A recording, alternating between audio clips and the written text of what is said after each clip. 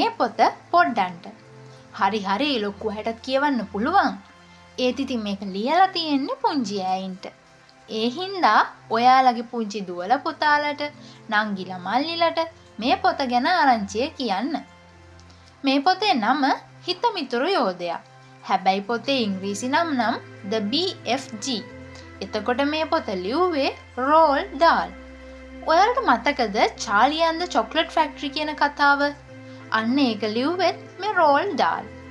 ඒත් ඉතින් ලංකාවේ පොඩ්ඩන්ට කියවන්න ලේසි වෙන්න මේ පොත සිංහලට පරිවර්තනය කළේ උපාලි උබේසේකර.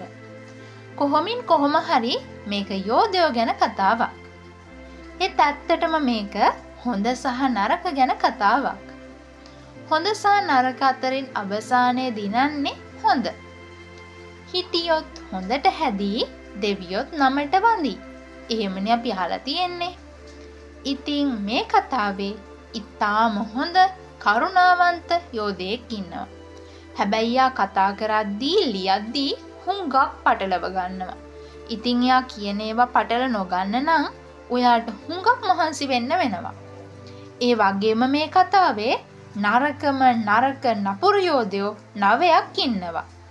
එයාලව නම් කවදාවත් ඔයාලට දකින්න ලැබෙන්න එපා කියලා මම ප්‍රාර්ථනා කරනවා.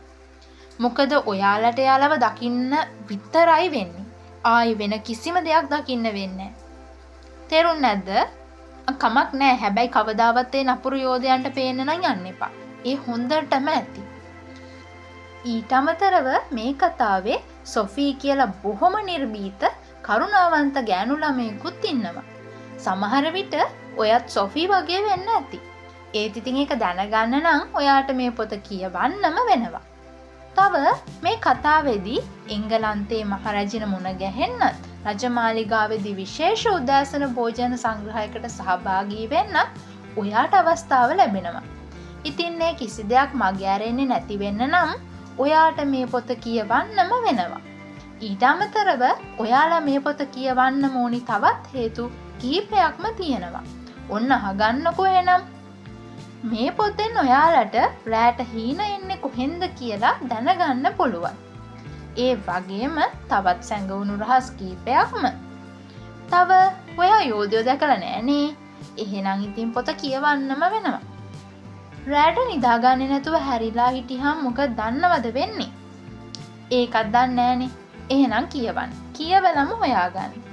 එතකොට නිර්භීත වෙන විදිය, නිර්මාණශීලීව ප්‍රශ්නවලට උත්තර හොයාගන්න විදිය වගේම නුවණක්කාර විදියට හැංගෙන හැටිත් ඉගෙන ගන්න මේ පොතෙන් පුළුවන්. තව ඉතින් හරිම විහිළු විදියට කතා කරන්නයි ලියන්නයි මේ පොතෙන් ඉගෙන ගන්න අවස්ථාව හම්බ වෙනවා. වැදගත්ම දේ තමයි නරක කළොත් දැඩි දඩුවම් ලැබෙන බවත් හොඳින්ම ඉගෙන ගන්න පුළුවන්. තව හේතු ඕනේ නෑ. ඔයාලත් මේ පොත කියවන්න.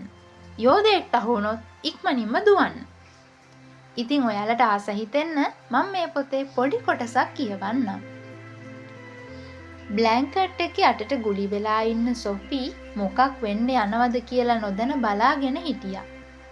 විනාඩියකට විතර පස්සේ බ්ලැන්කට් එකේ කොනක් උස්සපුවා හිමින් ඔළුව එළියට දාලා බැලුවා.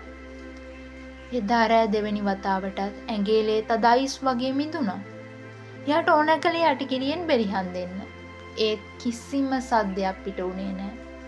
ජනේලෙන් එළිය තිබුණේ ජනේල් රෙද්දත් පැත්තකට තල්ලු කරලා දාලා එයා දිහා කණ්ඩ වගේ බලාගෙන ඉන්න යෝධයෙක්ගේ දිග මූණ. දිදුලන කළු වැස් දෙක එක එල්ලේ හරියටම බලාගෙන හිටියේ සොෆී කැඳ දිහා. ඊළඟ මොහොතේදී පාණ්ඩු පාට ඇඟිලි තියෙන දැවැන්ත අතක් ජනේලයෙන් ඇතුළට ඇදී ආවා. ඒක පිටුපසින් ගහක කඳ වගේ විශාල බාහුවක් ඇදිලා ආවා.